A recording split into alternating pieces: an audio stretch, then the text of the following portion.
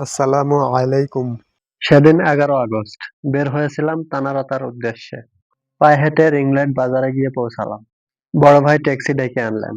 আমরা চারজন ট্যাক্সিতে উঠে পড়লাম। আল্লাহর অশেষ রহমতে আমরা সেখানে গিয়ে পৌঁছালাম। গিয়েই প্রথমে আমরা একটা স্বর্ণের দোকানে ঢুকি।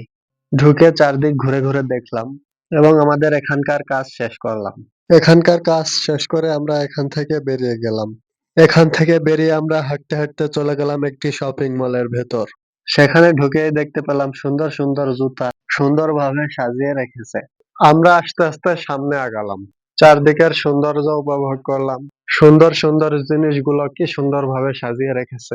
বড় ভাই কিছু কিছু জিনিস দেখছেন হাতে নিয়ে, হয়তো পছন্দ হয় কিনা। কিছুক্ষণ পরে আমরা এখান থেকে বের হয়ে এলাম। বের হয়ে আমরা হাঁটতে লাগলাম। চারদিকে যেন মন মুগ্ধ করা সৌন্দর্য।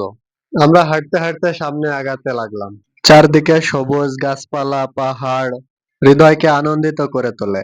তারপর আমরা আরো সামনে যাইতে লাগলাম। হঠাৎ আমার চোখে পড়লো বড় একটা বিল্ডিং। সম্ভবত ওইটা ইউনিভার্সিটি। আমি সঠিক জানি না ওইটা আসলে কি। যাই হোক, আমরা সামনে আগাতে লাগলাম। সামনে গিয়ে দেখি রাস্তার সাইডে সুন্দর ফুলের বাগান। ফুলের বাগান পরিদর্শন করে কিছুক্ষণ পর আমরা ঢুকে পড়লাম ছোট্ট একটি পার্কে। পার্কের ভেতরের সুন্দর সবুজ শ্যামল দৃশ্য দেখে যেন মন জুড়িয়ে গেল। আমরা হাঁটতে লাগলাম, চারদিক ঘুরে ঘুরে দেখতে লাগলাম।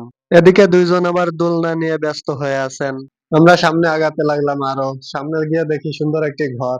তারপর আমাদের চোখে পড়লো সুন্দর একটি খেলার মাঠ। ছোট্ট একটি খাল পার হয়ে আমরা চলে গেলাম মাঠের কিনারায়। মাঠ এবং মাঠের চারপাশের সুন্দর পরিবেশে আমি মুগ্ধ হয়েছি। দেখে যেন চোখ জুড়িয়ে যায়, মনে শান্তি শান্তি অনুভব হয়। অসাধারণ সুন্দর জায়গা, মন বলে আরো কিছুক্ষণ থাকতে এখানে। যাই হোক, আমরা আস্তে আস্তে পার্ক থেকে বাইরে বেরিয়ে আসলাম এবং সামনে আগাতে লাগলাম। সামনে তাকিয়ে দেখি বড় বড় বিভিন্ন সবজি বানিয়ে রাখছে। সম্ভবত ওগুলা হচ্ছে কংক্রিটের। এরপর আমরা আবারও সেই ফুলের বাগানে ব্যাক করলাম। এদিকে আরেকজন হয়তো ফুলের বাগানে মুগ্ধ হয়েছেন। যাই হোক, আমরা সামনে এগিয়ে আসলাম। এগিয়ে এসে একটা ট্যাক্সি নিলাম। উঠে পড়লাম ট্যাক্সিতে বাসায় ফেরার উদ্দেশ্যে। চলতে লাগলাম, চলতে চলতে রিংলেট এসে পৌঁছালাম। তারপর আমরা খাওয়া দাওয়া করে নিলাম। খাওয়া দাওয়া শেষ করে আমরা বাসায় এসে পৌঁছালাম। সকল প্রশংসা আল্লাহর। Thank you.